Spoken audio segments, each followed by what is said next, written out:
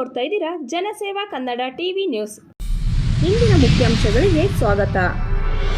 ಬಲಿತಿಪ್ಪೇಗೌಡರಿಗೆ ಮೊದಲ ಪ್ರಶಸ್ತ್ಯದ ಮತ ನೀಡಿ ಸಿಡಿ ಗಂಗಾಧರ ಅವರ ಹೇಳಿಕೆ.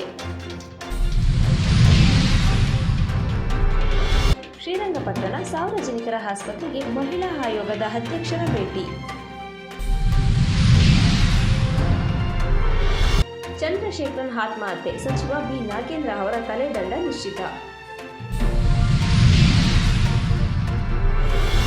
ನಿತಿನ್ ಗಡ್ಕರಿ ಹುಟ್ಟುಹಬ್ಬ ಬೇರೆಯದೇ ಸಂದೇಶ ನೀಡುತ್ತಿದೆ. ದಕ್ಷಿಣ ಶಿಕ್ಷಕರ ಕ್ಷೇತ್ರ ಚುನಾವಣಾ ಕಾರ್ಯಕ್ರಮವನ್ನು ಯಶಸ್ವಿಗೊಳಿಸಲು ಡಾಕ್ಟರ್ ಜೆ ರವಿಶಂಕರ್ ಅವರ ಹೇಳಿಕೆ. ದಕ್ಷಿಣ ಶಿಕ್ಷಕರ ಕ್ಷೇತ್ರ ಮರಿತಿಪ್ಪೇಗೌಡರ ಬೆಂಬಲಕ್ಕೆ ನಿಂತ ನಾಡಿನ ಸಾಹಿತಿಗಳು ಮೊದಲು ಪ್ರಶಸ್ತ್ಯದ ಮತ ನೀಡಿ ಗೆಲ್ಲಿಸಲು ಮನವಿ. ನಾಗಮಂಗಲ ಅಕ್ರಮ ಗಣಿಗಾರಿಕೆ ಸ್ಥಗಿತಕ್ಕೆ ಆಗ್ರಹಿಸಿ ಪಾದಯಾತ್ರೆ. ಬಿತ್ತನೆ ಬೀಜ, ರಸಗೊಬ್ಬರ ದಾಸ್ತಾನು ವಿವರ ಅನಾವರಣಗೊಳಿಸಿ ಜಿಲ್ಲಾಧಿಕಾರಿ ಸೂಚನೆ. ಮಳವಳ್ಳಿ ಸಹಕಾರ ಸಂಘಕ್ಕೆ ಲಿಂಗರಾಜು ಅವರು ಅವಿರೋಧವಾಗಿ ಆಯ್ಕೆಯಾಗಿದ್ದಾರೆ.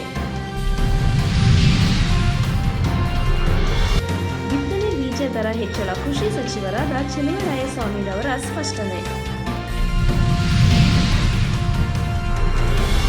ಸಾರದ್ವಾದಕ್ ಪಂಡಿತ್ ರಾಜು ತಾರಾನಾಥ್ ಚಿಕಿತ್ಸಾ ವೆಚ್ಚ ಭರಿಸಲು ಮುಂದಾದ ಸರ್ಕಾರ.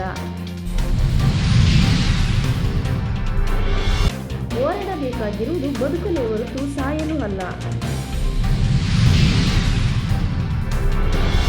ಮಂಡ್ಯ ಇಂಡಿಯಾ ಒಕ್ಕೂಟದ ವಿರುದ್ಧ ಬಿಜೆಪಿ ಪ್ರತಿಭಟನೆ.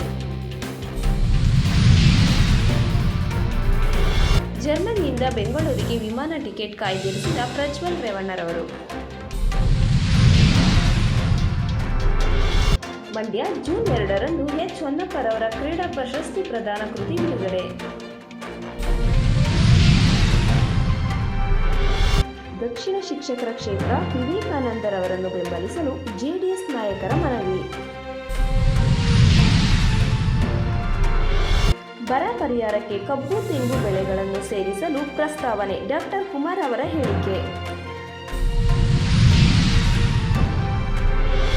ನಾಗಮಂಗಲ ಕೊಬ್ಬರಿ ಖರೀದಿ ಹಣ ರೈತರ ಖಾತೆಗೆ ಬಂದಿಲ್ಲ, ಸುರೇಶ್ ಅವರ ಹೇಳಿಕೆ.